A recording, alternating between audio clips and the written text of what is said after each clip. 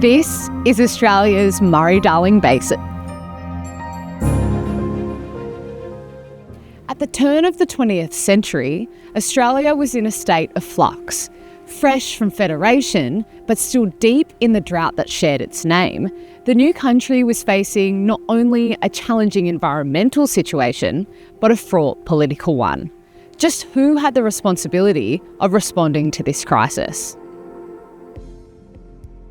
Federation might have created a nation, but it was not an overnight fix to a system of states with competing demands, economic interests, and environmental needs. At the heart of the issue was the complex relationship between New South Wales, Victoria, and South Australia, and crucially, the lack of an agreement between them governing the use of water in the Murray-Darling Basin. In particular, South Australia found itself in a difficult position. Not only were New South Wales and Victoria more economically powerful, but both lay upstream in this great river system and had a great deal of control over the flow of the Murray, the only major river in South Australia, before it entered the state near Renmark. At the end of the line, South Australia was vulnerable.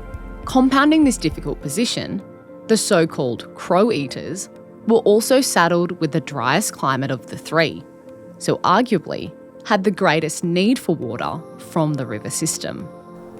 For its part, Victoria had irrigated considerably more of its land, 125,000 hectares worth, compared to just 700 each in South Australia and New South Wales.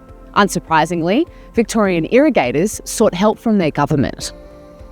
In New South Wales, interest at this point was more limited. With little irrigation development, a less pressing environmental situation, and the state's centre of power located a long way from the Murray, New South Wales did not bring the same fervour to the issue. However, in 1902, the severity of the Federation drought peaked. With annual flows to the sea measuring just 1,740 gigalitres, only 12% of the average 14,000 gigalitres per year, something had to be done. It was at Corowa, on the banks of the Murray in New South Wales, in April 1902, that the first serious attempts to solve the issue were made. Instigated by a group of Victorian and New South Wales irrigators known as the Murray River Main Canal League, the Corowa Water Conference brought together these interests with politicians representing both states, along with South Australia and the fledgling Commonwealth Government. One of the main issues under discussion was conservation, though this word carried a very different meaning at the time. Conservation referred to the idea that as much water as possible should be removed from the river and stored for productive use. Essentially, to those at the time, water not used was water wasted. In the end, the main outcome of the Corowa Conference was the establishment by New South Wales, Victoria and South Australia of a joint royal commission on the conservation and distribution of the waters of the Murray River Basin. Though the Commonwealth Government was initially called upon to play a role, barely a year after Federation, it was too early for it to get involved.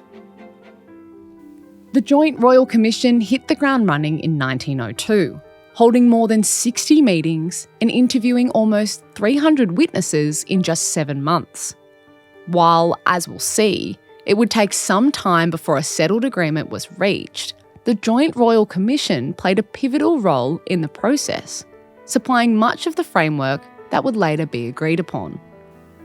Key elements of this framework included water sharing between New South Wales and Victoria, determined by their proportional contributions to the river, with an entitlement to South Australia.